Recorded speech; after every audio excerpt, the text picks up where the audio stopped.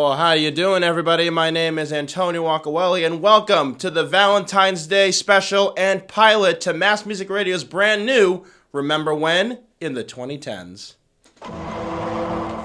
Again, thank you for joining us. I'm at Antonio Agcaoili on Twitter and at The Real Agcaoili on Instagram. We'll get that down there for you guys real quick. And I'm joined today by the director and operations, founder and producer, and just all around just swell guy, Mr. Shlomo Bowe. Hey, it's good to be here, Antonio. Thank you for coming, and thank you for allowing me to invade your space. Oh man, you're not invading. You're adding to the flavor. Oh, thank you very much. That's what I'm here for. Adding flavor. Because I love a lot of things. I love sour cream. I love vanilla ice cream. Vanilla bean or just vanilla? Either. Okay. Either. I love. Don't like cottage cheese. Same. Regardless, all about flavor. Ugh. Never really cared for water. No? Never really cared for water. Not even flavored water, like Propel or something? I feel like, water's already just a whole thing of it on its own. We don't have to try to pervert it with trying to. We don't got to make it better. Right. So Antonio, what are we here today to do? All right, you're right. I don't know what I was talking about earlier, but today we're going to talk about what year is it now? We are in the 2020's 2020 20 times 2. And we are going to be here today to look back at the last decade past because we're not that young, we're not that old, but we do the era we remember the most is probably the 2010s. Right. 2010, 11, 12, 13, 14, 15, 16, 17, As 18. they say, the good old days. And maybe even 19. And we hope you're going to enjoy our trip down memory lane as well. Yes. Now, Bo, here's how the show's going to work. Yes. We're going to be talking about the top 5 films, the top 5 songs, top 5 news stories, and the top 5 memes. Ooh. Now, you're probably wondering, how are we going to pick a year? Well, I'll show you exactly how. In my possession, I have with us a Hunger Games Mockingjay Part 2 collection popcorn tin. Wow. Look at this thing. Look at this thing. Inside of that popcorn tin is the years 2010 through 2018. We're not talking about 2019 yet. Still too fresh. It's too early, man. Still too soon. Yes. So, Bo, you're going to shake that up. You're going to mix your hand in, and you're going to pick a year. And this shows that this is not a scripted show. All right. You ready for this, Antonio? Here we go. I'm ready. Here we go. Aha. What is it? 2012. 2012. What a year, man. That was a great year. Oh, boy. There it is, folks. 2012. But what were you doing in February 2012? I was doing a whole lot, man. I believe I was a sophomore in high school, if I'm not mistaken. Right around sophomore year. Yeah, we were. We went to high school together. We did. Most of the people on this friggin' network all went to high school together. Most of the people that went to like elementary school and beyond. So shout out to y'all. But yeah, 2012, man. What a beautiful year. It was sort of when I turned the corner. I used to be a young hooligan, and then I had visions. Yeah, used to. I had visions, you know what I'm saying? So I started, getting my act together, and I started, chasing my dreams. Well, that's good. February 2012, I also was in high school. I was a sophomore as well. Mm-hmm. I do remember it was my first full year being on, this is a good throwback for all of our Quincy High viewers, the morning announcements. Oh, wow. My first full year anchoring on the morning announcements. Let's see, what else? I do remember I was doing very poorly in Spanish. Really? Yeah. And the guy who had the job, he retired, so. Sayonara, sucker. But I do remember, 2012 was a moment, you know what? I think if things just go in the right way, life's going to turn around. Right. And I bit my lip. So, Bo, I have my handwritten notes. Alrighty. Let's start talking about those top 5 films of 2012. Do you remember 2012 being a good year for films? I wasn't big into films. I was more into music at that time, but I imagine the film aspect was ravishing. I do remember. I think there were 2. For me personally, there were 2 movies that are actually. One of them's on this list. There's one movie I remember the most from 2012, and that's Skyfall. Oh, is that like the Doomsday one? No, James Bond, Skyfall. Oh, okay. James Bond. It had the Adele song. Bond. I have to, James Bond. I have to cross-reference my notes to make sure we're not talking about this in the future. But I just remember it was such a 2012 film. It came out in November. The theater was packed. I actually had to leave during a very important scene because I had to run to the bathroom. I'm not going to say what I did, but I was in there for a good bit. I missed a good chunk of the movie. It was all right. I saw everything I needed to see. So these top 5 films are actually listed according to the IMDb ratings on the website. So number 5 is Life of Pi. Life of Pi. Did not see it. I didn't see it either. You remember what it's about, right? I'm guessing it was about something about mathematics. It was about this Indian kid. I think his parents had a zoo, and they were transporting the animals in a ship, and then there was a storm. Really? And then he fell on a lifeboat, and he's like, oh no, I've been deserted. I'm all by myself. I'm lost at sea. And then when he's trying to open up the rest of the lifeboat, it turns out a tiger stowed away on the boat. Oh, wow. Yeah, so I don't remember if it's based on a true story or not, but part of me feels like it is, but part of me feels like it also is totally a great idea. It's a story, yeah. It's a good story. I've never seen it. I feel like it's been like pushed upon me that I have to see it. Right. But someday I will. I think there's some parts where they actually find land and they go to like some weird Avatar land. And him and like the lion, not the lion, the tiger, they're all chill and there's all these like beautiful things and they're like, wow, look at this. You know, I'd tell him more, but I didn't see the freaking movie. So what's the next one? All right, number 4. I've never seen this movie. I think it was a book. It's called The Perks of Being a Wallflower. You know, I've heard that, but I've never seen that one either. Like I said, I wasn't a big movie guy back then. I've not seen it either. I got it confused with, there's another book. I forgot what it's called, but it's about these twins who live in the attic and they have a relationship. Sorry, fans of Perks of Being a Wallflower. We regular people didn't see it. Yeah. All right, number 3 though. Number 3, we're going to spend a good time talking about number 3. All right. Because of how important to the culture and to the film industry it was. Number 3 is a little movie called Marvel's The Avengers. Oh, The Avengers came out in like April or May 2012, and they just finished. Yeah, they just wrapped it, There's right? not going to be any more Avengers movies for like maybe 6 years. 5-6 years. Yeah, they'll bring it back though. That franchise Eventually. was so, they made so much money off it. It was so successful. They're gonna bring it back. Did you see The Avengers? I saw the most recent one. Oh, you didn't see the original? No. Okay, I did see it. It's basically, you know how the MCU works, right? Yes. Okay, so it's basically the last movie that came out right before was Captain America, which also was a very good movie, and it picks up right after that. And Loki from the Thor universe, he's all like, "Oh, I'm gonna take over the world." So, excuse me. So basically, they all get together. You got Iron Man, you got Captain America, you got Thor, you got, I almost called her Scarlet Witch, not yet. Scarlett Johansson. So basically all the heavy hitters. Yes, this was remember, the people who made up the Avengers were considered the Marvel B team. They were the B team, and because of the early MCU, that these folks, Iron Man, Thor, well, except for the Hulk, everybody loves the Hulk. Iron Man, they're like top tier. They're up there with like Batman and Superman. But it was such a cultural phenomenon, and this was, I think. No, this is a couple of years after Disney had bought it, so Disney was already seeing very lucrative investments, and it was one of the highest-grossing movies of the year and of all time. And look at the I don't know when you're going to be watching this, but look what followed. Right. They had the sequel, which people really were like very about, and they had Infinity War, which was my favorite movie of like 2018. Yeah, 2018, and then they had Endgame, which is the highest-grossing movie of all time.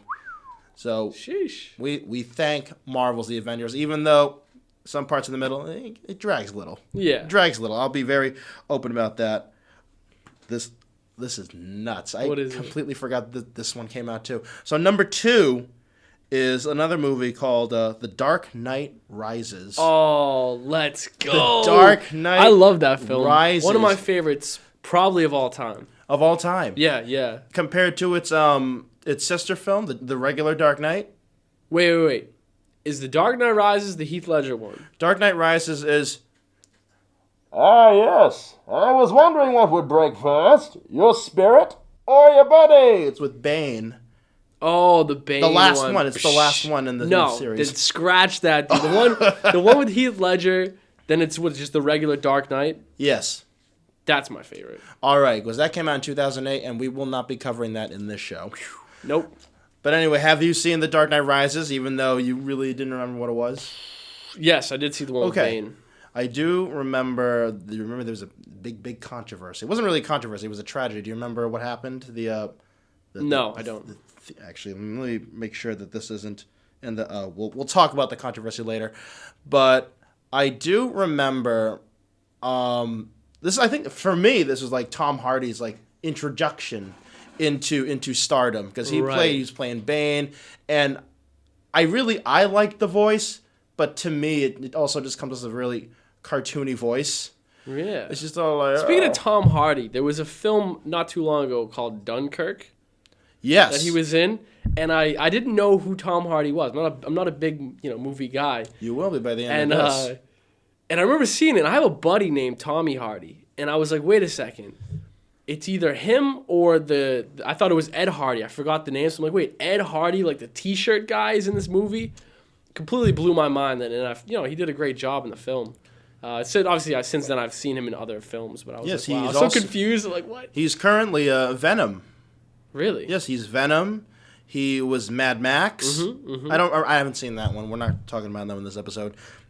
But I really loved, just critically, just thinking about the film, because especially right now, Bane is seen a lot as kind of like even though he was a faux populist, he was a populist. Remember when there's the scene in the movie where, spoiler alert, he releases all the prisoners from Blackgate Prison.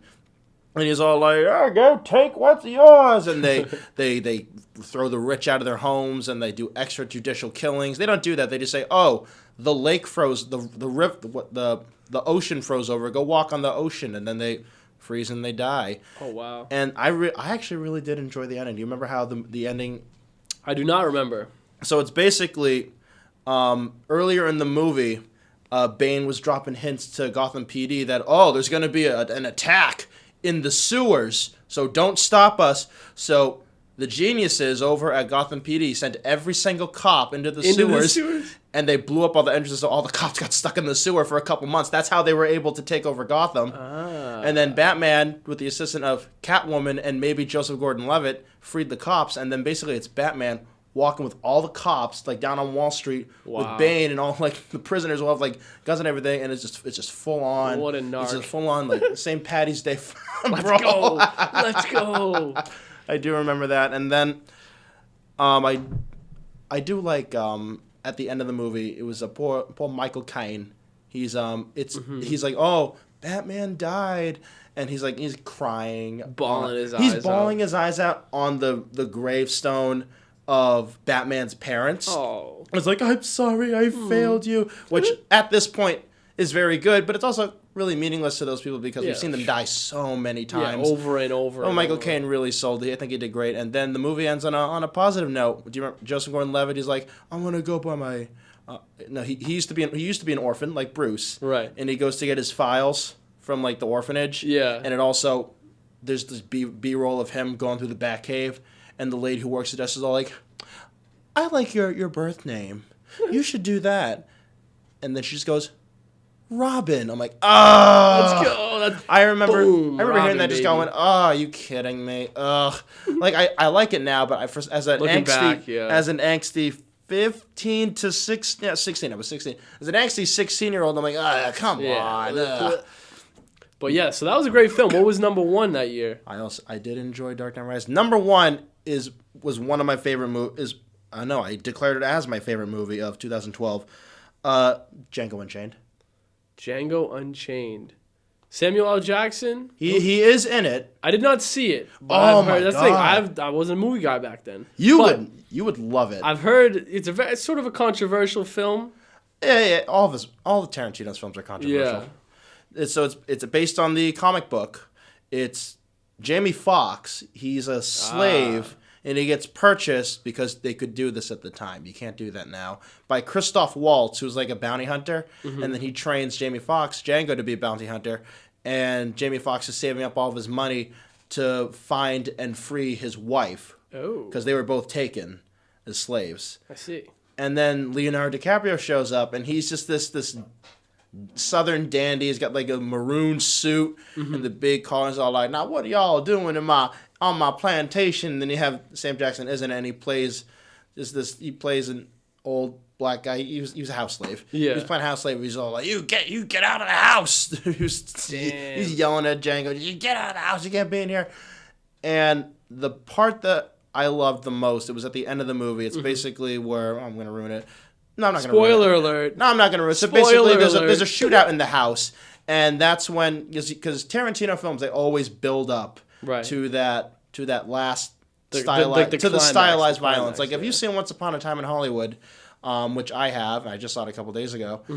It just slowly, like in the last like 5 minutes, it's just all just like blood and blah, blah, blah, blah. There's like my favorite shot was there was this woman, and she was like this is behind the scenes. She was on strings, and then when Django shot her, they yanked the string. She flies back. She's like, "Whoa!"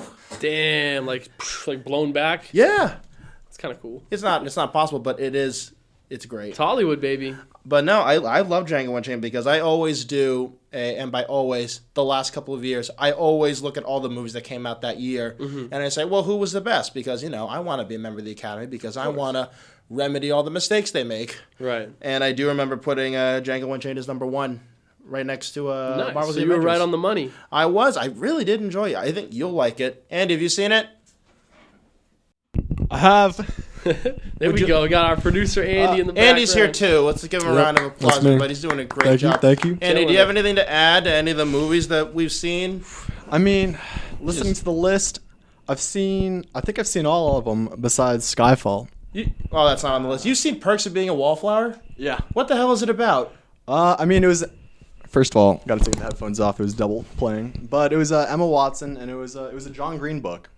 Oh. So not the broadcasting teacher, John Green. Yeah. But shout out to Mr. Green. It was like a very angsty, like, teen coming-of-age story.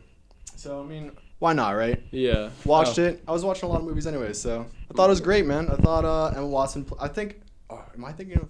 Because there was Paper Towns like the year after. Cara Delevingne. Oh yeah, that was supposed to be her star vehicle, and then Suicide Squad happened. Am I thinking right? Was it Emma Watson in Perks? Didn't see it. Well, I think it was. If I'm wrong, correct me. I know you guys love doing Correct us in the comments. We call this correctionist history. And Andy, feel free to chime in. Just feel free to interrupt because you're here. We want your opinion. Of course, man. Good show so far, though. So that was the films of 2012. Let's see. All right, now I will say about 2012. Actually, no, I'll save it for the news part of it because I have a little tidbit. Okay. On the news, but carry on. Cats. I want to bring up fair use. I went to school for what we're doing here, and I remember all the guides to fair use. So education and I'm supposed to look at this camera. Education and discussion and debate and parody. Yeah. So if we bring up any lyrics, they're not going to slap us with copyrights. not this guy. Yeah. So now we're talking about. They might slap it to Mass Music Radio, but we are talking about send it to my lawyer. The top 5 songs of 2012. So this might be more up your alley. All right, let's get it. All right, let's do number 5. It's I think this was for us Americans. This was like her first big her introduction into the American scene. It's Lights by Ellie Goulding. Ooh, you don't have to tell me, bro. I got a story for this song. So, all right. Let's take a trip down memory lane. It's 2012. I am in the dining room at Boston Market, where I used to work. And our Boston Market? Our Boston Market over on Granite Street, baby. And every single night, they would have me mop the dining room. And throughout the day, I would be there for, 8-hour shift. There would be music playing through the speakers. And it was the same maybe 8 or 9 songs. Yeah, you have to pay for that. And at least 2 of them were that song, Lights by Ellie Goulding. So after a while, I didn't like the song at first because I wasn't really big into pop. But after hearing it about 3,000 times, I used to mop to it. And then, I used to, do-do-do-do. And then I'd have my buddies in the back who, they're cleaning out the ovens or whatever. And I didn't know the words, but I would just, just scream the harmony to it.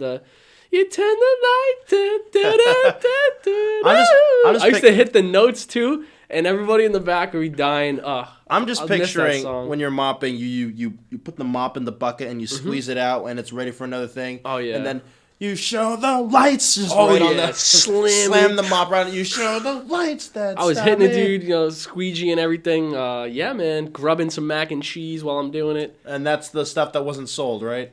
Yes, that was the stuff from the from the personal stash. Yeah. I don't have a story about Lights by Ellie Goulding, but It's okay. I do. Yeah, it's a fun song. Fun song. What's next? I never liked this song. This is a Payphone by Maroon 5 and Wiz Khalifa. Anything, Andy? Don't remember that song. Loved it. Loved it. He said, "I Andy loves it. I'm at a payphone trying to call you. Boo. Out of my Boo, I didn't like chain that song. on you. I didn't like it either. I just remember. I like Wiz, but that was when he was like moving. Like it's 2009 to like 11. Wiz was like climbing the charts, and then that was his sort of like big pop crossover. And I was Now, ladies like, and gentlemen, Bo did that thing that I hate when a lot of people do this, and we're gonna work on this. When he referred to 2009 as 2009. Oh, you don't like 09? No. There's like when some people go like they go 2001 and 2005. I'm all like, just Did I say 2009. 2009? You did say 2009. I did? You can keep saying it as long as you don't say ATM machine. All right. Don't Fair enough. Don't say ATM machine because that's what the M's for. Fair enough. Some people don't know that, but I do remember, which maybe that can be a shirt because I literally say I do recall that there's this like disastrous highway. It's like in LA. I feel like the world ended, and then it's just Adam Levine just I'm at a payphone, and because that was the opening lyrics to the Pop Anthology of 2012. Oh, wow. Have you ever listened to the Pop Anthologies? I have not. They slap. They're great. They're great. He stopped making them a couple of years ago because he would have to like listen to every single song that was popular throughout the entire year, Right. and make a mega mix that was around 14 minutes. And he says it was just too much. I can't do it anymore. But from 2011 to 2015, boy, did we get a treat. The hits. Come back, Pop Anthology. We miss you. But, do what's best for you. Do what's best Got for it. you. Number 3. Yes. It is, I don't know if these people are together anymore, but it's We Are Young by Fun, featuring Janelle Monáe. Ooh, I don't remember. Tonight we are young. I love that song. That's a good one. That's a good, like, you play it at the end of the night kind of song. Sort of a nightcap. You're at the party, you're at a club, frat house, whatever. You press play on that and you get everyone singing together. It's a good nearing the end of the night song. Yes. I think I was at a party because miraculously this guy was invited to parties in high school. Not the same ones that this one will be going to, but they were parties nonetheless. And I think the bubble machine went off during this song, and I'm just all like, just bubbles. You had a bubble machine at your parties? It wasn't mine. See, that's the thing. I wasn't invited to these parties with the bubble machine. That's fire. What? Because like this is the crazy part. This was the theater broadcasting graphics people. So y'all had the production elements ready to go. We had our own thing. I went. I think that did happen in 2012. That did happen in 2012. It was a Halloween party, and I came in with my favorite Hawaiian shirt, which I'll probably wear in the summer for our show. And I didn't know, it's a good party shirt. It's a good happening shirt. And I put my hair used to be a lot longer back in the days. He remembers. He remembers. My hair was just womanish back in Port I wouldn't say. Well, I think it was glorious, man. It was majestic, if anything. Oh, I look back at it now. I'm like, it didn't look good. It didn't look good. I don't know why I didn't cut off a good bit of it and just donate it. You could have donated it to, the Bald Men's Association or something. Oh, they'd love it. They would love it. They would love this long straight hair, and it's. I think I'm going to keep this. This is the medium length now. This is a good length. Everybody at work says so. There we go. I don't remember Janelle Monáe having a part in this, so this must have been because sometimes they do, and everybody does this. They do the band or the artist. They drop their version of the song, right? And it's not potentially doing the best. So they drop bring a remix. They bring in a ringer. I think Andy might know. Andy, Janelle Monáe's part in that song? I think she did. I think she did the bridge. Okay. Where it'd be like, we'll just like carry me home tonight. Oh yeah. That's gotta be it. She was singing. Shout out to Aiden. yeah. Just carry me. You're right. Remember when Katy Perry, when she had E.T., I loved that song, E.T., and then she's like, you know what? Even though this song is a number one hit on my greatest album of all time, let's throw Kanye West in there and make it better. Boom, another big example. He did Despacito. Not. Oh, big record as it is. Justin Bieber hops on, blew up. It did internationally because we didn't, at least up here in the Northeast, we didn't know Louise. Who? The two guys who Daddy Yankee. Daddy Yankee. Man. I do Daddy Yankee. I know him because Gasolina. We all love Gasolina up here. But Speaking of Daddy Yankee, side note, I was just in Puerto Rico last week and bragging. What it is. We all need a vacation. But one of our Uber drivers said that he has 11 concerts this month sold out. Sold out across the in Puerto the island? Rico. Yeah, all over. 11. Now shout out to Daddy Yankee. Now are they small venues? Because that's how you make your money. You do small venues. I'm not sure. I'm not saying that he can't sell out. I'm sure he can. Yeah. I'm sure he can, especially in Puerto Rico. I'm just like, is it all in one place or is he touring? Could be here and there. I don't know. If you know, put down below. Yeah. Because I will read them. Baby. I will sift through the "Why is this guy here?" comments just so I can find out how many concerts Daddy Yankee's doing in Puerto Rico. Thing that I will not be doing. We need to know. Okay. Use the hashtag on Instagram. Remember when 2010's, and then let us know. Fine. But yeah, what's the next one? Now these next two are just so. Oh boy. Number 2. Hey, I just met you. And this is crazy. So here's my number. So call me Gianni. Ooh. Oh, whoa. What? Gianni. That's periodically I like to throw that in there. It kind of started in college. We used to just throw his name into songs, and you'd be surprised. It just kind of fits. Shout out Gianni Hill. Yeah, shout out Gianni Hill. Most songs it fits. My favorite lyric is actually it's a Tupac song. It goes, and even as a crack fiend, Gianni, your always was a black queen, Gianni. So, in case you're wondering how to work it into the song, there you go. I can relate because Lady Gaga, she did applause, applause, and at the end of the song, she spells out APPLAUSE. Wait. Well, yeah, she does it during the song, but at the end of the song, she spells the name of the album, which is Art Pop, and it goes ARTPOP, and then, wait, hold on. Oh boy, this stuff's not good for you. I do remember. Rot this brain over here. But I would spell out Agcaoili, my last name during the song. I'd be AGCAOILI. Make it real loud. Ooh, that might have to be the intro for the show. Oh boy, yep. Get cracking, Andy. Right. Get the intern over. I'm on it. Was that number 1? No, this is number 2. But this is Carly Rae Jepsen's first big hit in America because she's a Canadian. Ugh. We love Canadian. I'm just kidding. Shout out to Canada. We had actually a few Canadian viewers last night. We did on the program. Now, where were they? Were they from? Were they from Thunder Bay or Vancouver or Calgary or Montreal? Somewhere up north, somewhere with some moose traveling. I don't know. In the Nunavut. Not sure, but shout out to Carly Rae Jepsen one time. We love that song was a banger. We love you, Canada, and we love you, Carly. Come on the show. You can get on the show, hopefully. Yeah, I think if we're nice about it. We true. did like the song, and then she had a lot of great hits from here on out, and so she turned out very well for herself. Yes. Unlike the number 1. Who's the number 1, dude? One hit wonder. I threw this poor guy under the bus. I'm so sorry. Oh boy, it's Somebody That I Used to Know by Gautier featuring Kimbra. Wow. That song was a hit. It revitalized the xylophone industry. Dun, dun, dun, dun, dun, dun, dun, dun, dun, dun, dun, dun, dun. Wow. So it was basically a song about, I think he broke up with his lover or partner. Right. It's over. And yeah, now he's just all now he's in a very pitiful mood. He's like, oh, remember how we used to be great? Like, it's not like It's not like Adele pitiful. It was sort of a reminiscent type of song, right? It came off as complaining to me.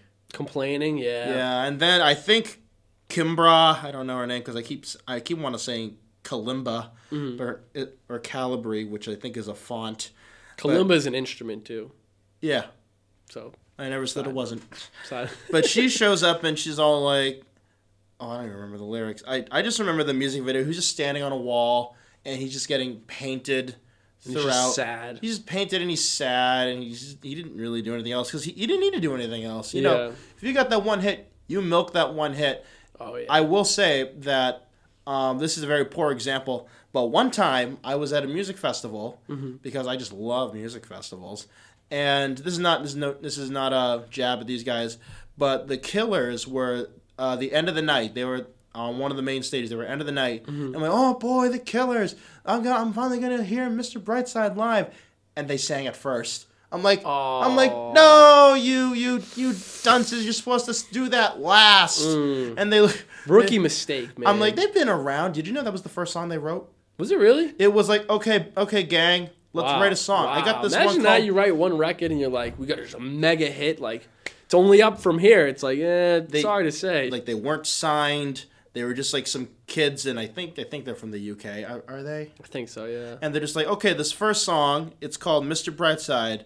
And yeah, that sounds cool. And it's their biggest hit of all time. And it's a generational anthem for, 2 or 3 other generations? Yeah. Crazy, man. But back to Mr. Gautier. I'm just going to say that joke that everyone said about him. Or do you want to say it? I will let you say it. Well, it turns out Gautier is somebody that we used to know. Oh. See you later. You come on the show. Prove me wrong. Right? He might need the press at this point. Oh. Oh, well.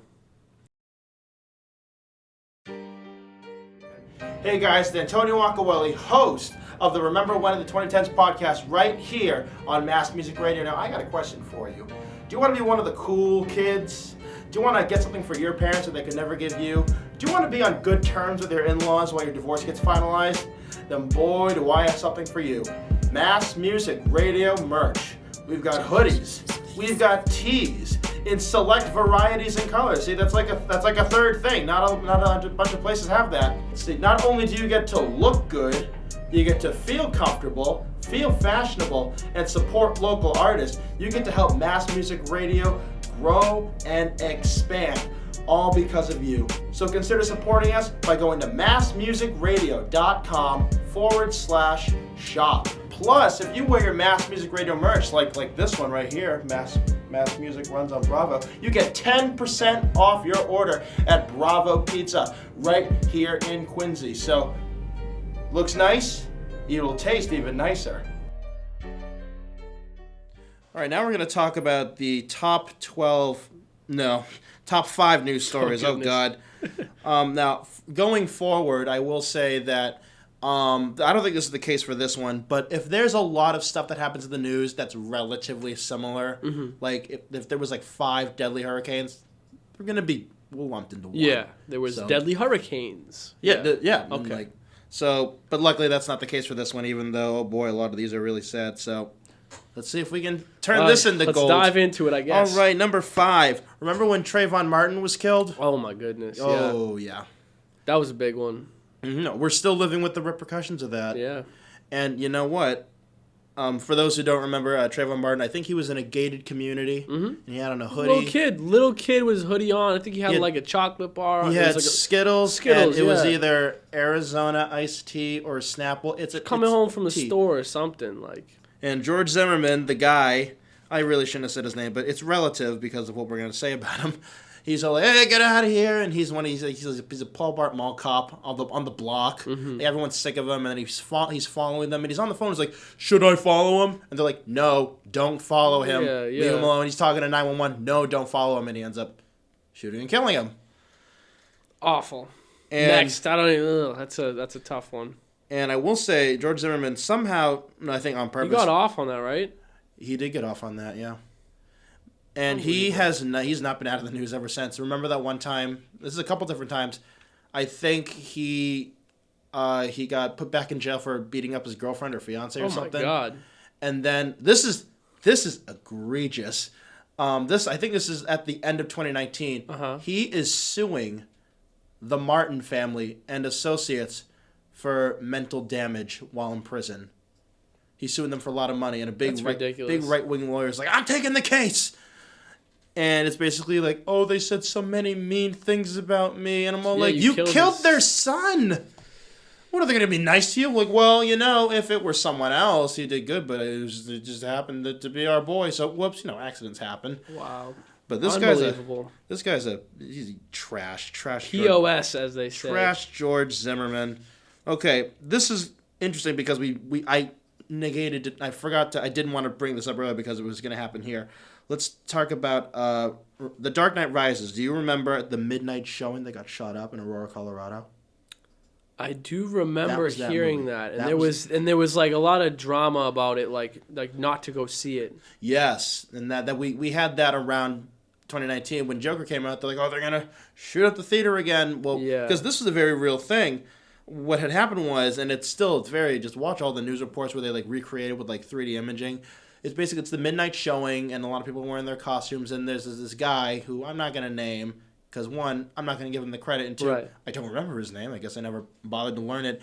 He came in, he threw tear gas into the crowd, and he shot up the place. Oh, my God. It was one of the most deadly mass shootings in American history. Most definitely, maybe in Colorado. Yeah. And, oh, boy, yeah. It was tough. I remember exactly where I was when I found out about it. Where were you? A lot of these things that we're going to talk about, I remember exactly where I was. I was down the Cape, and I woke up. It was Saturday because it was a Friday premiere. I'm pretty sure it was a Friday premiere. And I turned on the news, and there was just like the shot of the movie theater at night. And they were just like talking about like what happened and the death reports. The numbers weren't in yet. And they talked about like there were like kids seeing the movie, even though it's a PG-13 movie. But the parents want to take their kids. Yeah. And this guy was a real nut job. Yeah, it sounds like a real nut job. He would call himself the Joker. He's like, I'm the Joker because I stuck it to Batman. I'm like, yeah, he's not real. Yeah, he's not real. Buddy. You live in a fantasy world. He's not real, but monsters are real, and you're one of them. And I think he's a big. This is before the alt-right showed up. He's like he's a real nasty guy. Yeah. And I don't remember what happened to him, but I'm pretty sure he's in jail. I haven't seen him. Well, hopefully someone took care of him. Well, I can assure you this: he's not invited. Yeah. On this network. No way. You'll never be allowed on Mass Music Radio. That's for damn sure. He's gonna get a damn talking to. Just like what the hell were you thinking? Just I don't know. Awful. Yeah. Screw this guy. I hope he dies soon. Naturally, like Jeffrey Epstein did. Yeah. Right. Contemporary. Number 3. It's still sad, but it's not as. No, it's still sad. But it was very relevant moving forward. In 2012, it was on the anniversary of 9/11 in Libya, in Benghazi. The U.S. embassy was stormed, and I think several servicemen and the ambassador they were killed by the protesters. You remember that? I might need your expertise because I've obviously heard the Benghazi story, sorta. And I know it's tied to Hillary Clinton, but to be honest, I really don't know what went down. Like, was it her call or like she was supposed to like get them out of there? I don't really know what that entailed. So I've tried to forget about Benghazi, but from what I remember, it was back in 2012. Hillary Clinton was the Secretary of State under Barack Obama at the time. She was about to. This is before. I think she'd already made the choice to leave.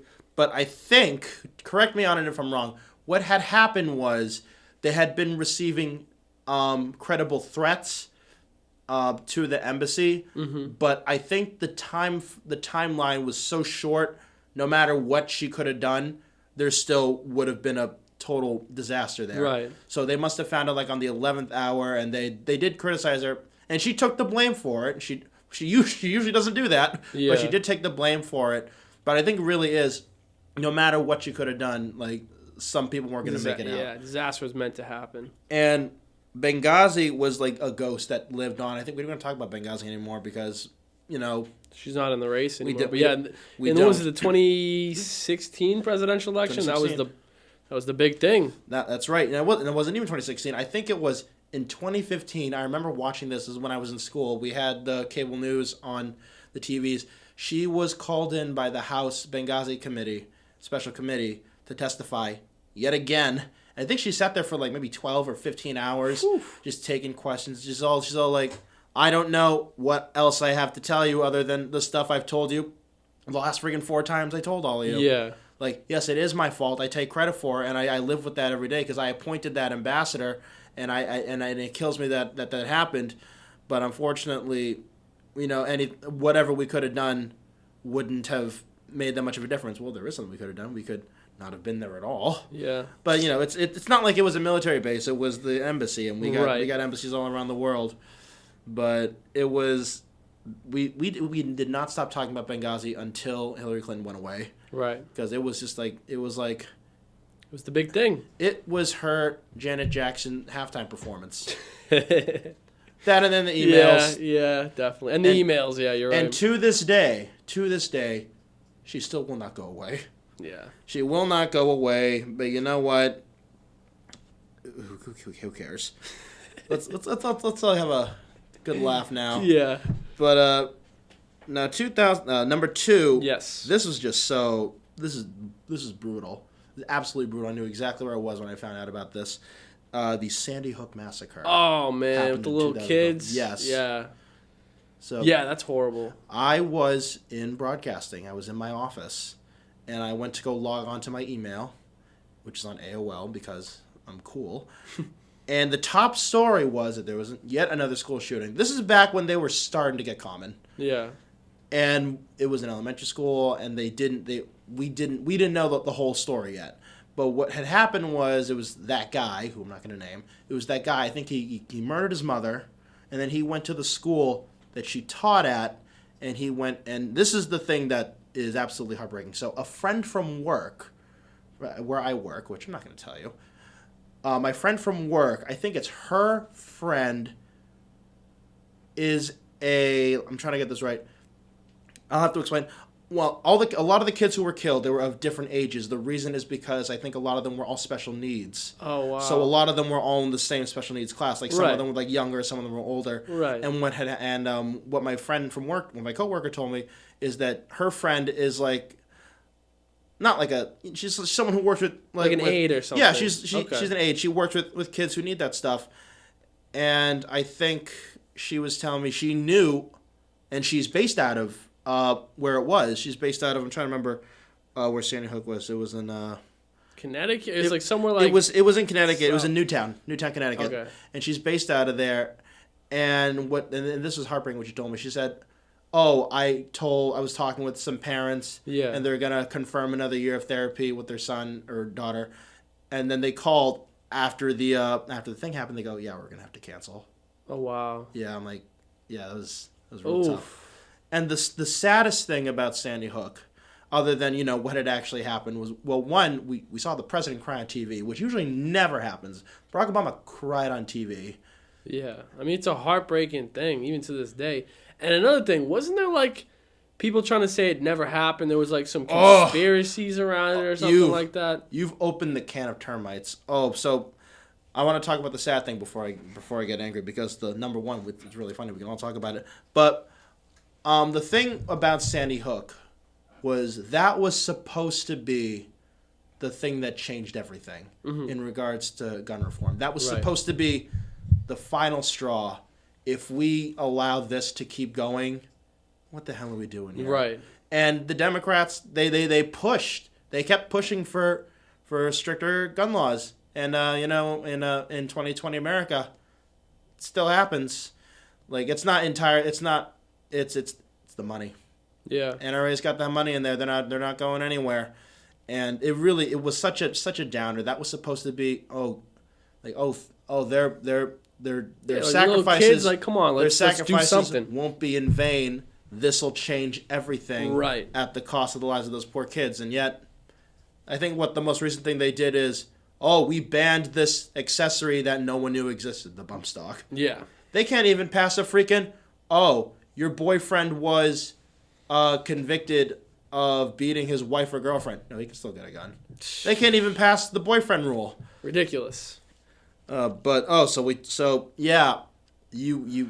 oh boy, There's a lot Should of. we go down that wormhole? Yeah, I'll bring it up because I have to tell people what happened because some folks don't know about this. There's a whole sect of the population that believes that Sandy Hook was all a production. It was all fake. Right. Because there's a lot of these kids look awfully similar to some of these child actors that you never heard from again, and the police protocol was totally wrong. So basically, they're just like saying that the whole thing was staged, and so Obama can take our guns, and that's. Well, at least I don't think that's what happened. Yeah. Of course, it's not what happened. And the thing that really sucks about it is a lot of these parents, these grieving parents, they still live with the people who go, yeah, you're an actor. You're an actor. You didn't have no kid. It was all fake. Oh my God. And a lot of these people, they get doxxed. They've had to move their address. They had to freaking move out of the place. Sheesh. And every time they try to make a difference, they're nut jobs. They're like, you're lying. Oh, how much are they paying you? You're sick. You're a sick guy. You're trying to take my guns. Unbelievable. And it's Alex Jones's fault. And I think, he enabled it, and then everyone else kind of hopped onto it. So, you know, he allegedly, my favorite word in the English language, he allegedly is responsible for it. Yeah. And I think recently, it was voted, or it was allowed that the parents of the Sandy Hook massacre, they get to sue Alex Jones for all of sending his ilk to go harass them. Wow. And I have no idea what the status of that is, but excuse me, this is how sick it makes me. They were like, we want to see if you got any financial benefit from smearing our family and our kids. And then they would have to go through our records, and then Alex Jones would just be like, this is all an act. We're supposed to do that. But the Sandy Hook massacre is probably still one of the darkest moments of the decade, and, you know, it had a lot to compete with. And was that the darkest one of the year? Or the number one news story of the year? It was not. Oh my goodness. Oh, don't worry. This one's not as dark though. But we're very the Sandy Hook massacre. I think I know what the number one was. What is it? Was it the December 21st, 2012? Was it like the Doomsday? No. Oh, well, let's talk about that real quick. Just real quick. As a youngin', you know what I'm saying, I lived a good life. I had an iPhone at the time. I was like, we're in the future, you know.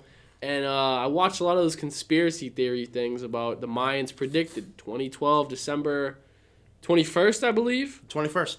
At 4:20, whatever time it is. They said that, you know what I'm saying, the world was going to end. And one last one in there. Yeah. Oh, believe me, we live by the ocean, so we'll drown. Exactly. But so that was the day, and if you remember that day, it was foggy as can be. It was a very ominous day. And I remember listening to the radio with a couple of my buddies, and we made it through the day, we made it through the night, and about a week later, a little over a week, it was 2013. And we were celebrating. So any day after December 21st, 2012, I'm just glad to be here. Because I didn't see a world past then. We're on borrowed time. Exactly, Andy. We're on borrowed time. Every day is a blessing. I'm not going to contribute because that's actually a segment in our next segment. Oh, beautiful. But number one, which it completely flew over our heads because the other one, there was two of these that happened in the decade. The 2012 presidential election. Oh. How much do you remember of that? Not much. 2012. Wait a second. 2012 presidential election. 8, 12, 16. 8. 20. Oh, yeah. So Obama's second term. He won a second term. And he faced John McCain, or was that the second? No, he faced the former governor of the Commonwealth of Massachusetts. Oh, Mitt Romney. Yeah, binders full of women. Mitt Romney. Such a bum, dude. Here's the thing. I'm a local guy. And I love Massachusetts, right? Born and raised. Mass music, right?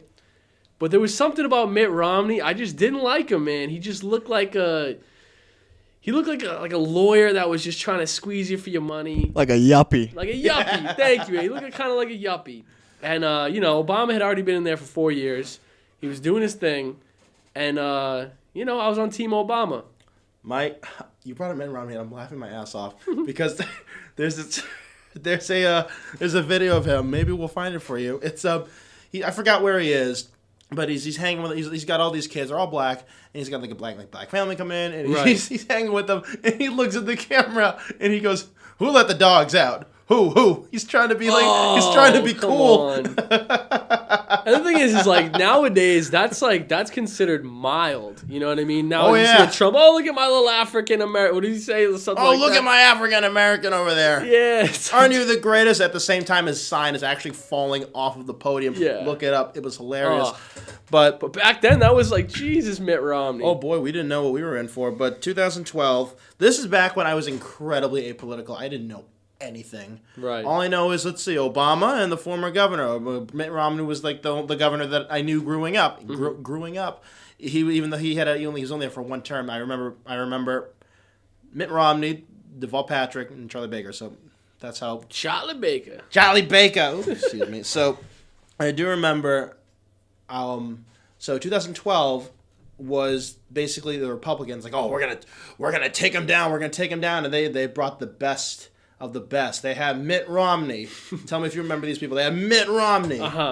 John Huntsman. Nope. Tim Pawlenty. Never heard of him. Newt Gingrich. I've heard of Newt Gingrich. Rick Santorum. I have a great story about Rick Frank Santorum. Santoro? What? Rick Santorum. All right. The guy who brought his stillborn child home from the hospital to introduce to his children before they buried it. True story. Okay. Michelle Bachmann. Never heard of her. Who was Palin on roids. Really? Let's see. Who else? Ron Paul. People like Ron Paul. Isn't that the guy, the porn star? It's Ron Jeremy. Oh, okay. Never mind.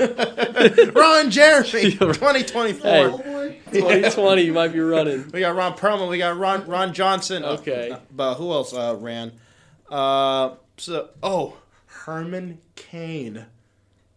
Herman Cain. Herman Cain. Do you remember Herman Cain? Sounds like the oldest name I've ever heard. Sounds like my great uncle. No. Herman Cain, I almost said Hillary Clinton's running mate, but that was Tim Kaine, right? It was Tim Kaine. Okay. No, Never heard of Herman. Maybe it's his father. I don't know. Herman Cain was the only black guy in the race. He was the CEO of Godfather's Pizza. What? Really? Yes. Did you know Godfather's Pizza? I only know Bravo's Pizza, baby. 10% off.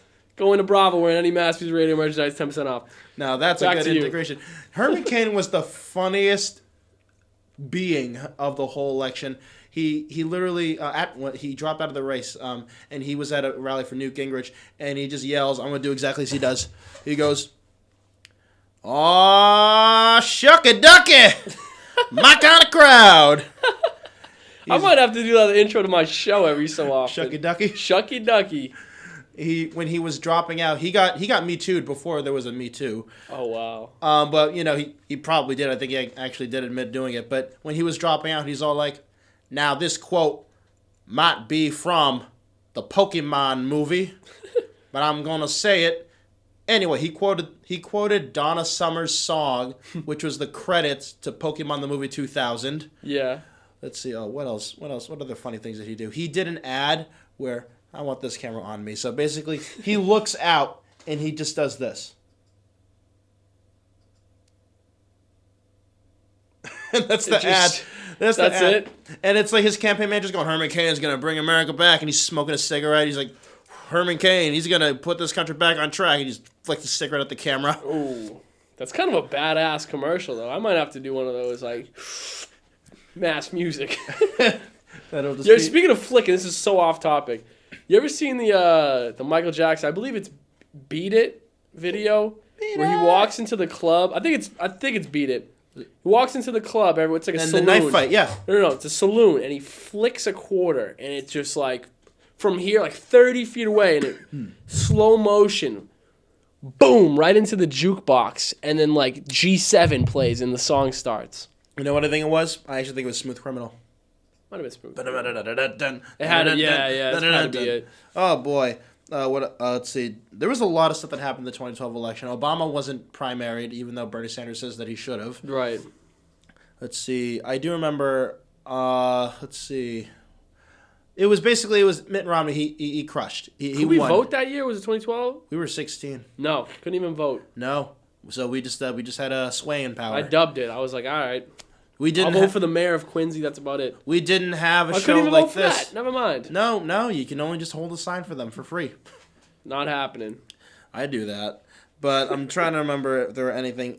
All the major controversies. So basically, do you remember when Mitt Romney said he's going? I'm gonna cut wasteless government spending that includes the public broadcasting, and then everyone's all like, Mitt Romney's gonna tear down Sesame Street, right? I mean, yeah, that's QATV would have taken a big hit. Dude. That's what he was going for, and then he said, "Thank God that didn't happen." He said, I have many. I have binders full of women. His binders full of women because I think he was asked, like, oh, well, he was Mormon? No. Oh, yeah. Oh, he was a Mormon, and we're like, oh, America's not ready for a Mormon president. I remember that was like a big thing. It's like, oh, he's a Mormon. I was like, I didn't really know what the Mormons did. Yeah, Book of Mormon. Still really don't, but hey. Yeah, Book of Mormon just came out. We all didn't see that. But I'm trying to remember. I'm trying to remember another one. I do remember when you brought up that he's a Mormon. He was on a plane, and he was with his wife, Ann. And you can actually see Mormons, they wear sacred clothes under their clothes. And he was wearing a white shirt, and it's also white, which, by the way, you can see it because it contrasts against your skin. Right. So if you're going to wear a white shirt, please wear gray because that's what gentlemen do. Right. So he was wearing a fit under his fit? Yeah. That's high fashion right there. It's a religious thing, they'll happily tell you about it. Yeah. The thing that really killed him was when he was at a private dinner. Do you remember what he said in the private dinner? No. And like a waiter recorded. So he was like a plant. Oh. And he recorded his speech.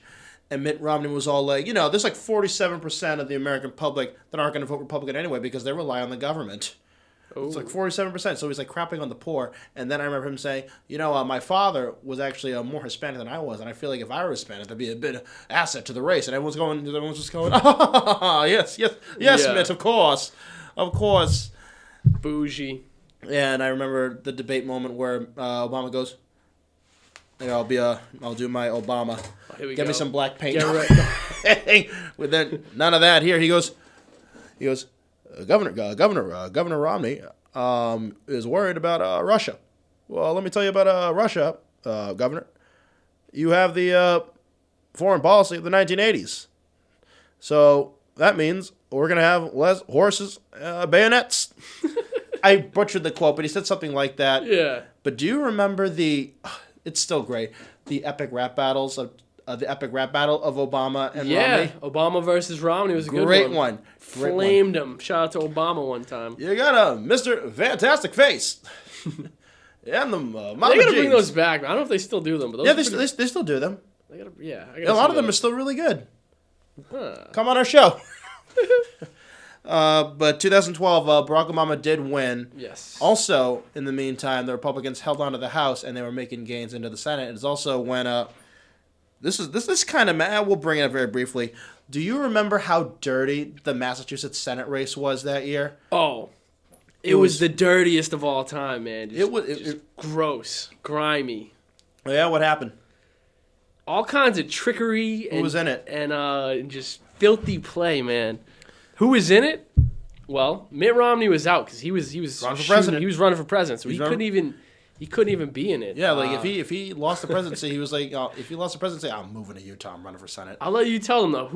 Who was in that, man? I mean, such terrible people. Oh boy, you're gonna flip your lid when I tell you. It was dirty dogs. It was the incumbent Republican senator Scott Brown, Scotty B, versus the insurgent, at the time, progressive Harvard law professor Elizabeth Warren. Lizzie Dubs. That was a dirty race because it was a dogfight.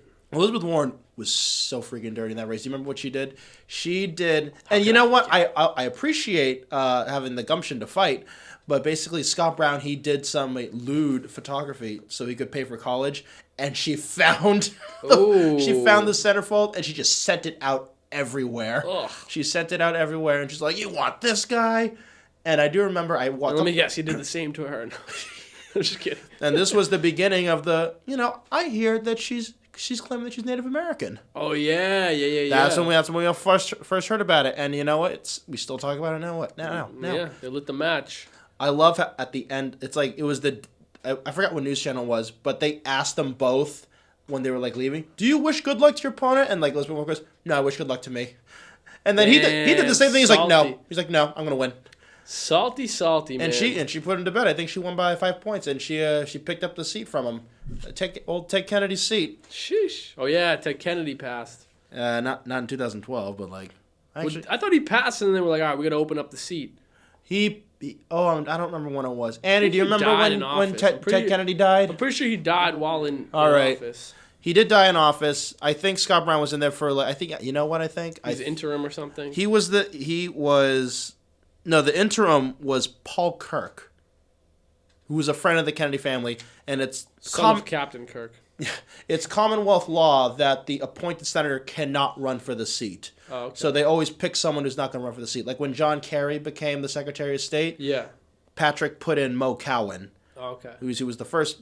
Well, no, actually, that's not true. He was the most recent black senator from Massachusetts because I think we did used to have a black senator, but he was a Republican. Deval Patrick? No, he was Democrat. Like back in the 50s. Oh, senator. Yeah. Oh, okay. Yeah, this is back in the 50s. Way back when. I think I literally think the guy who was senator right before JFK was like a black guy, a black Republican from Massachusetts, which was quite common back in the day because it was where all the libs live. What the hell was I talking about? Oh, Obama won. I do remember when he won Ohio. Ohio is very huge in presidential politics. Usually whoever wins Ohio wins the White House. It's just how it's been the last couple times. Naturally, yeah. And Karl Rove was all like, it was on Fox News. He's all like, "No, I don't believe it. I don't believe it." And I don't believe it. And I think like Megyn Kelly like went down to the decision room, which is in the basement, and they're like, "So did Obama win?" They're like, "Yeah, I think he did." Are you sure? Yeah, that the precincts came in and the turnout in the Cleveland and it's all in there, and they're all shocked. And Karl Rove was especially mad because he had a super PAC, and he took a lot of money from rich people to help Mitt Romney win, and he got embarrassed. And he got the big fat L, baby. Yeah, there were a lot of super PACs in that election. We're in election year right now, so I'm sure we'll be talking about that more down the line. So let's move on to happier things. Let's do it. Let's move on to happier things because politics isn't always so happy. The top 5 memes of 2012. So we have, I don't remember her that much, but number 5 is Michaela is not amused. Do you remember what it was? Michaela is not amused. No. It's basically during the Olympics, which happened that summer. Okay. And she was a gymnast, and I think she lost or something. And it's the photo of her with a bronze medal. She's going like this. Michaela Maroney? Yeah. Andy's got it. So Michaela Maroney. All right. Oh, Andy's gonna pull it up. But don't remember it. We'll put it right down here for y'all to see. Oh yeah, there it is. Salty. There it is. Like sourpuss. Oh well. But did you watch the Olympics that year? I did watch. Was that the year Michael Phelps was sweeping the competition? Or was that 2008? Let's see. The London Olympics. London. So. Cheerio. No, I didn't watch it. Well, I probably did. So it was Beijing, London, Rio, and now it's Tokyo. And then LA. LA? Yeah, 2024, I believe. You know, they're talking about they're considering making permanent sites for the Olympics. They should. I mean, why are you going to build a whole city? Crazy. But yeah, it is a waste of money, and two, a lot of the countries can't afford it. Remember when this? I don't think this is actually in the book at all. Mm-hmm. Remember when we were going to host the Olympics? Boston. Yeah, I was honestly down, man. I was going to try out, you know what I'm saying, as a walk-on, do something. They literally said, no, the Olympics is going to be in Boston. And all the beach volleyball events were here in Quincy. Right? You got all the Olympic athletes from, like, Scandinavia on Wollaston Beach. Yeah. Like, yeah. But going to win. Right? You just step on some eggs. Just what we need. More yuppies. More Euro yuppies. Oh, man. But that was a big meme. It's basically like it would say, like, anything that would be disappointing, and then she'd just be like, "Ugh." Salty, yeah. But, so you might not remember what this is, but when I describe it, you will. Do you remember when the Essay Homo painting was ruined? The what now? The Essay Homo painting. No. So what it was is it was this very old painting in like a church that they moved like the counter, and there's just a little painting like, oh my God, it's Jesus Christ. It's a very old picture of a painting of Jesus Christ. They go, and it's like it was all in really rough condition, so they paid to get it restored, and they did a terrible job. Bring it up, Andy. Bring up the essay homo. It's ECCE homo painting. Boom. Man, looks like you had one too many McDoubles, man. Sheesh. Why is his eyeball up in his forehead, dude? Come on. Oh, it's a lot worse than I remember. I don't even have my glasses, and I can see that it's bad. Damn, man. But no, yeah, they were really They were really upset that happened. That's bad, dude. It's like from like it's from the 9th century, Jesus Christ. And they thought they were gonna make it big, and then they ruined it and made it all fuzzy. Oh well. We're gonna bring this back because I want to bring Andy on this too. So in 2012, on December 1st, 2012, we lived to see December 22nd, 2012. The Mayan apocalypse was fake news. We survived, and the whole thing was, oh, we Mayans, we ran out of room to make the rest of the calendar. Something that's enough. We don't think humanity will live Bunch that long. of frauds. Andy, do you remember the Mayan apocalypse that was supposed to happen? I do remember it. I remember being stressed for like a day. I was like, is it really gonna happen? For weeks, like, man. Everyone in school was like, dude, I'm not, see you on Monday. Hey, like. I'm not even superstitious, but it was like a lot of people were talking about it. Yeah. I'm gonna look up what day it was. Like, I think. For sure it was the 21st. It might have been a Friday. Yeah, I think it might have been a Friday. And we're like getting after it, party. It was a Friday. Getting after it, you know what I'm saying? And, see you on Monday, maybe. It was a Friday. Sure enough, dude. I didn't do any homework. I was like, we're done.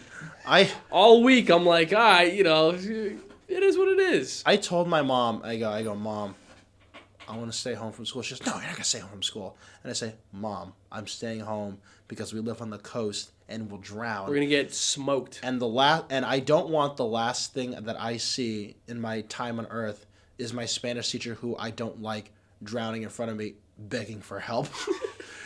Save me. I'm like, no. Gave me a C last quarter. I'm all set. Yeah. See ya. I remember like when my actual father, compared to my fake father, my father actually said this to me in preparation of drowning. He goes, Tony, just breathe it in. Just suck it in. Oh God. Just breathe it all in. It'll be over soon. That's good advice. I mean, like, well, it's one way to go out, man. I'm confident in my ability. I think I could swim up there until I get hit by an oil tanker. I'm confident in my abilities. I can swim decently. I can swim as good as like a moose. Really? Apparently that's actually pretty good, man. Yeah, I think apparently they do know how to swim. See, the thing is, I swim for leisure. Okay, I don't like sharks and minnows where you're flying through. I like to swim around, you know what I'm saying, float on my back, chilling, I don't like competitive swimming. No, I can't competitive swim. I can barely competitive walk. So, the world did not end. I think the good thing for us is that I'm trying to remember the movie 2012. Mm-hmm. The movie 2012 describing the Mayan apocalypse came out in 2009. Right. So we had enough time to prepare. Oh, yeah. Binge watch the movie and then just get scared all over again. Like, we would have gotten hit with the floods. And I think, remember, LA. Earthquake. It was earthquake because they're on. I think the San Andreas Fault was going to open up. Yeah, that's what they predicted. Do you remember the part? I have one favorite part in the movie. It's when they're John. I don't know. Was it John Cusack? Yes. It was John Cusack or another lookalike, and he's taking his family out of the house, and his daughter looks back at the house, it's falling apart. She just goes, "My hats!" And the house falls apart. My hats! As someone who loves hats, I feel her pain. She was like a 4-year-old, and she had like Kentucky Derby hats. Oh, it was a good hat collection. Anywho, what was after that? Well, before that, so this is going to be a good long discussion. Not as good as number one. Whoop on Gangnam Style. Oh. Gangnam Style was big on the internet and even on the radio, despite it not being in the top 5. Wow. Did you like Gangnam Style? To be honest, I liked it for like maybe 3 or 4 days, and then it was just too annoying. Recently, though, it came back up in the banter of the Mass Music Radio station. It did. Yes, I have a dance. I don't know if people started calling it the Shlomo. I just have this dance that I do when I'm feeling good. You wouldn't catch me calling it that. You know, it's like it's one of these where you're just like bopping. There's a lot of wrists, a lot of shoulders, a lot of elbows, right? Oh, you know it's what? It's one of these, right? But James, we're dancing around. Somebody put the video on, and Gangnam Style is more of like a gallop kind of. Yeah, thing. it's this, and then it's like this is the noose. This is the lasso. And Yeah, this is the things on the horse's mouth. And how does that dance go that you were doing? Mine is more like this, bro. It's like to the wrists, like bouncing, bro. I have it very similar. Slower. We watched the video, and that was like, it was too fast. And James, he wouldn't give me the credit. He's like, you stole that from Gangnam Style. I said, listen, dude, you can't just give me the credit to come up with an original dance. And he wouldn't give it to me. And then slander me from stealing. I know. I have a very similar dance. It's more like we're doing the whole Arrested Development chicken thing. All right. It's basically sometimes if I have a song and it's a little bouncy and I get made fun of all the time. I go like this. Well, the elbows. With the elbows. I kind of like that. Though. And then That's people say I look like a chicken when I do it. Like I'll do like a song like I'll just do Ariana Grande, Get Over. I'm gonna need space. I'm gonna need space. I do that. Wait, do you do like 2 to the left and like 2 to the right? No, I do what I feel is needed. Like it's muscle memory. But anytime I just have a bob, I'm just hit a couple chickening of those. Around. But yeah, Gangnam Style was huge. I really liked it because they still break it out. They do. It is the cha-cha slide. It is the electric slide. It is the Cotton Eye Joe. And now we have one, and it's called Gangnam Style. Oh did you like the follow-up song? I think the follow-up song was I don't even remember the follow-up song. The follow-up song was not as big, but I think I like the follow-up song a lot more. It's called Gentleman. And the dance. Oh, I kind of remember the dance is a lot funnier. I'd get up, but maybe we'll do that as a bonus thing for our fans the fans out bloopers, there. deleted scenes. It's basically he goes, I'm a mother, father, gentleman.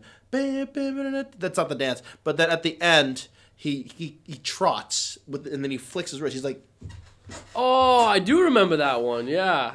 And it was a funny music. I recall it being a very funny music video. Andy, anything on Gangnam Style? I know you've got something to say. I mean, I remember it personally being a trilogy where he released that one, the second music video, and then the third. I got it from my daddy. See, my man knows his stuff. The cinematic Closed out the trilogy of Psy, because Psy is, unfortunately, Psy got I wouldn't say pushed out. Yeah. He opened up the market to the West of a thing called K-pop. Right. And now, oh boy, all the kids love K-pop now. You got it's mainly BTS. Yeah. And I'm sure there are a bunch of other ones. Who's your favorite K-pop star? I really like A-Pink. I like Yeji. I think she's really pretty. I'm gonna keep it 100.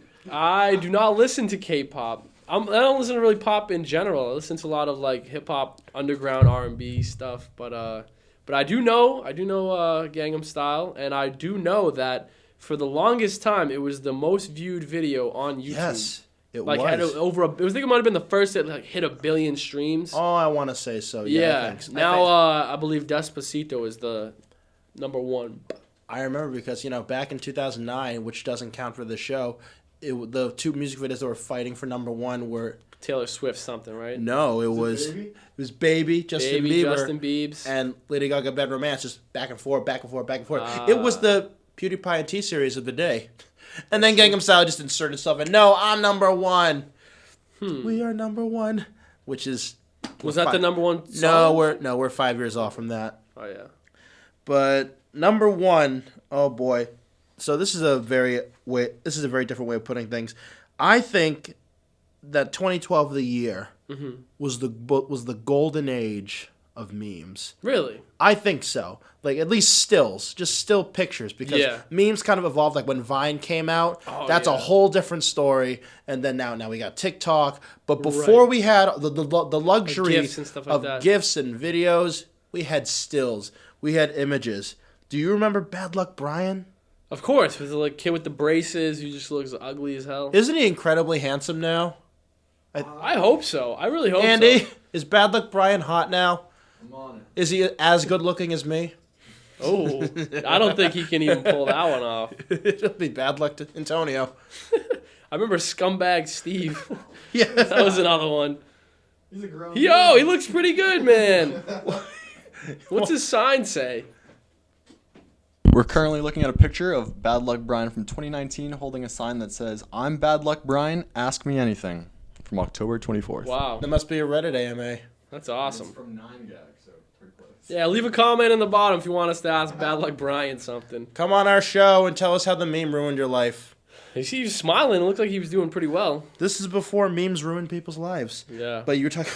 Scumbag Steve was just gross. He was just a gross guy. Well, yeah. But he also reminds me of a lot of guys that we knew growing up. Oh yeah. Anybody named Steve from the Quincy area was just a foul character. Oh yeah. I'm just kidding. Oh, absolutely. You know, he just had the big coat, even though it was 80 degrees outside. Yeah. He had the hat. Did he have a cigarette in his mouth? Oh yeah, you know he did. And he was just like kind of like probably a he was Newport. He was kind of peering into your room, just look at what he can take later. Yeah. He was just Something he can boost. he's a gross human being. I'm sure the actual guy is a wonderful human being. Oh, yeah. I'm sure he's a great guy. Top notch. Well, if you're being called Scumbag Steve for a good majority of your adult life, you would have to change things around, or else you'll be known that forever. Yeah. And then how will Roach Brothers hire you? Hey, no, just play Roach Brothers. That place is nice. No, anybody. How is Candy B. Lake gonna hire? How is TJ Maxx gonna hire? How is Raytheon gonna hire? Just taking shots. I love how he used to have like the Gucci hat or whatever the Burberry hat it looked like. He looks pretty much the same, man. Anywho, was that the numero uno? No, well, there's a lot more we gotta talk about. Let's go. Let's go. And this poor little. Do you remember Grumpy Cat? The Grumpy Cat, of course. Grumpy Cat. She died recently, right? She's dead. Grumpy Cat's dead. R.I.P. Do you remember?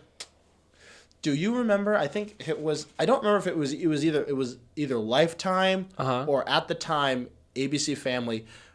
But Grumpy Cat had a movie.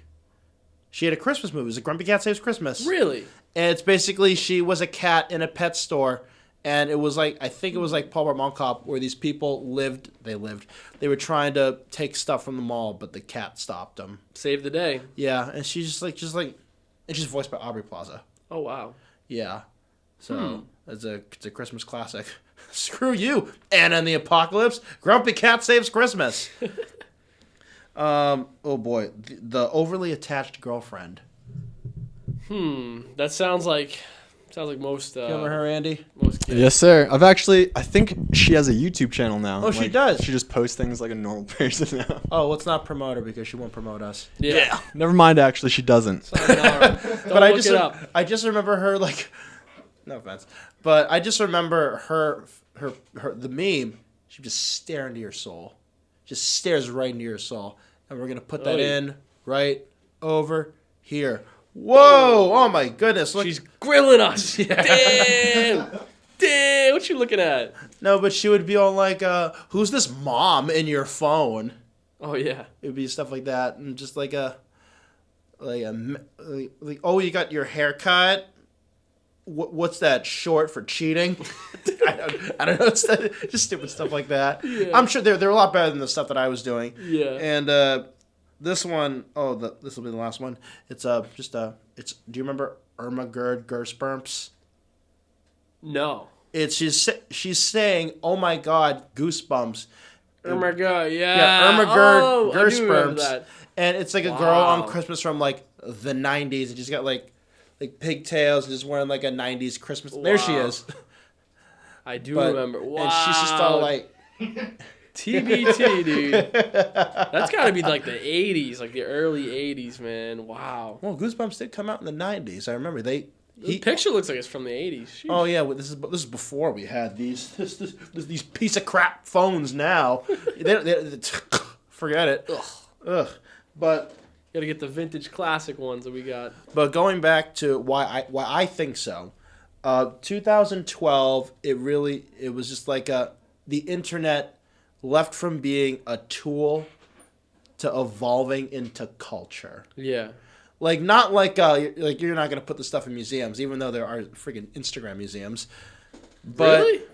Yeah, they're called Instagram museums. But what it is, it's like there's a room that's a ball pit. and you can take a picture of you in the ball pit. Oh, I've seen those. And there's a picture. I mean, I definitely go to one if they invited me. Sponsor us, Instagram museums that I'm sure have names, but no, it'd be like there'd be a room with like glass, photo ops and stuff glass, like that. but it's all lit up and it looks like whoa, look at me. They have like the rainbow room from Figment in the Imagination, Disney World or whatever. Mm-hmm. But especially since how it reminds us of what we thought at the time, like when we spent like the whole news segment just talking about how depressing it was. Yeah. But we can also look back at our memes and what would be considered our culture at the time to like bring us back to the good times. Like I remember like this is like I think because when we do the 2011, 2010 episodes, there's no such thing. There's barely anything known as a meme. Yeah. Like it's clicking. It's like the roller coaster that's working its way up. Oh yeah, and then eventually you're like 90-degree angle. Like this is lit. Like 2010. Wait till we get to Vine, man. Oh, I loved Vine. 2010, 2011 was getting on the roller coaster and you're about to click up and then they stop right before you get on the hill. Right. That's what it's like. Sorry, folks. Like, someone can't get off the. We're gonna be here for 10 minutes, and then when 2012 happened, click. Moving, yeah. Wow. But that's what I think. Like, do you think, or do you agree that if not the golden age, the start? You could say it was internet culture. You could say it was the start. I feel like that was a time where Twitter, at least for me, really started to turn from just something like sort of a joke you just post out whatever to like actually being able to like use it and like as a social media thing. Like I didn't use that as social media to just post like funny stuff with my buddies, but I would actually use it to follow like, you know, artists and bigger, you know, celebrities, stuff like that. So when you're tapped into the culture in that way, you know, more people are using it, and then I started to use it as news. Even now, I mean, I found out about Kobe Bryant through Twitter, not even the, you know, Channel 7 News or whatever. I feel like nowadays, Twitter has become more like on point with at least like how fast it is, you know. Internet back then, memes like I wouldn't say memes started it, but you could definitely say that the level of like culture influenced in the memes like translated to social media because you started to see more memes on Twitter, on Facebook, and it kind of like coalesced together. There were a lot of good Quincy High memes back in the day, and at the time of recording, Kobe Bryant died yesterday. Yeah. So this is a good time capsule thing. R.I.P. And I'm very sad for his family. With all of our condolences here at Bounce Music Radio. Yes. R.I.P. Is there 2012? Is there anything we missed? Did anything else happen in 2012 that we didn't get to talk about? Andy. I just want to shout out. Oh, sorry. Before Andy, I don't want to interrupt. Before that, I believe I'm 99% sure this was the year Kendrick Lamar dropped "Good Kid, Mad City." How's that go again? Was that the album? It was the album. It was one of my favorite albums of all time. Sorry, is that the album with the van? With the van. Oh! Yeah. Was that 12 or 11? I want to say it was 12. Well, it could have been late 11 and then it picked up at 12. 12 was when I remember really bumping it. I'm trying to remember what's my favorite song that he did, which one was 22nd, 2012. Hey! So yeah, just wanted to shout that out because I forgot to touch upon it on the music segment, but that was one of my favorite albums of all time. I'm trying to remember like how Swimming Pools goes because it's like the only song of his that I have on my phone. Pull up, dive in a pool and you dive in it. And he's a very well acclaimed artist right now. Yeah, and he was I actually saw him at UMass Boston. I think it was sometime in the winter. In class? No, it was he was like their spring concert. He opened up for I think he opened up for Juicy J or vice versa. And it was during the early evening. It was like not even a night show. It was like 6 o'clock, 5:30, 6 o'clock show in the gymnasium.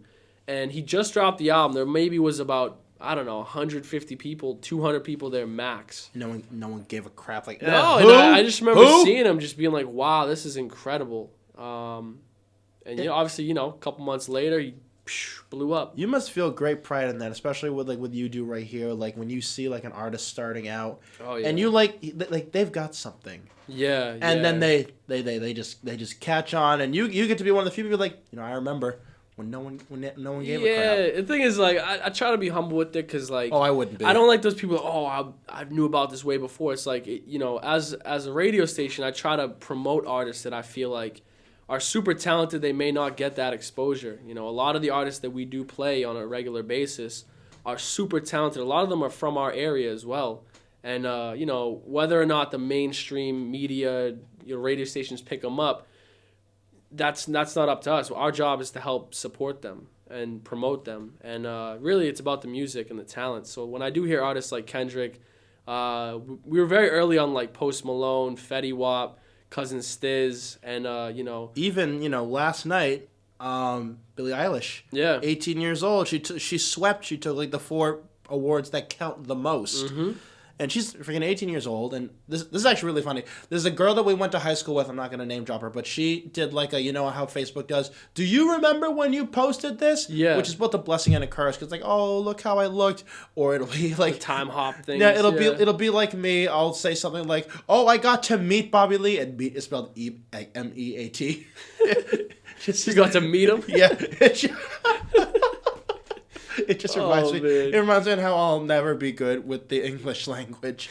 But she did oh, look who I got to meet, and it was. Oh wait, no, it wasn't Billie Eilish. It was Halsey. That's who it was. Oh, it was way back. Halsey. But this is back when Halsey was on the internet, and she was a YouTuber, and she would sing and do covers for the mic. Yeah. And then because I'm so smart, I'm like, is Halsey from Quincy? Is she from Quincy? I literally had to go. I actually heard she was from West Quincy, man. Yeah.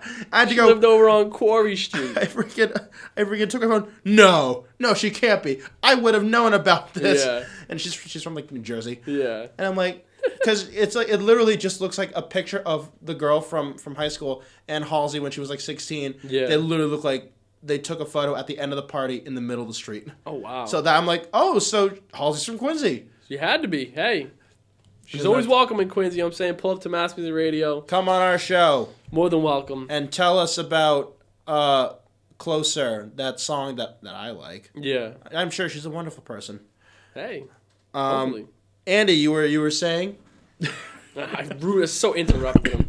Yeah. So, I don't think we can have a podcast on 2012 without shouting out the greatest album to ever come out, Channel Orange. Oh. Ooh. Whose was that? Special place in my heart. Frank Ocean, there it is. Frank Ocean. Beautiful, beautiful album. Please contribute, because I do not know much about Frank Ocean other than the one everything knows about. Frank Ocean, I think this was the first thing he did after Nostalgia Ultra, which was his mixtape EP that had Novocaine, which was, I think, the song that kind of blew him up. Novocaine. That American was the first song I Wedding, heard by him. Songs for Women. Oof. But Channel Orange, man, I think this was after Odd Future began to start falling out. Not I don't know, nobody really knows what happened, but they were a group, then they weren't. They started making music separately, Tyler was doing his own thing. But Frank, when he dropped his album, I think people really saw this dude is gonna be they knew. GOAT. He's a great. They knew. He's one of the greats. But yeah, Frank Ocean, shout out, never forget 2012. Definitely. What else happened in 2012? Was there a food that everyone ate? No, did Chipotle? When was the Cinnamon Challenge? Oh, we literally just freaking talked about that. I think the Cinnamon Challenge was around here, and if not, sorry. Did you do the Cinnamon Challenge? I did not do the Cinnamon Challenge. One of my good buddies, Matt Cause, did it. And he almost died, actually. I saw him convulsing, and I didn't know if I should Heimlich him or I don't know. He just he needs some milk, He needs some milk. I fortunately did not participate in the Cinnamon Challenge. Everything's fine. And I'm still here to tell the tale to this day. The tale of how Matt Cause almost didn't make it. Oh yeah. Every time I think of the Cinnamon Challenge, I think of. There's these 2 different videos. It's the one of Glozell doing the Cinnamon Challenge, and she coughs, and it's just like a smoke bomb of brown goes off because all the cinnamon just shoots right. She's like, BAM! I'm like, oh no, and she's like, and people, literally on the news, they did the Fox News don't have your children do the Cinnamon Challenge, even though they were completely right on this one.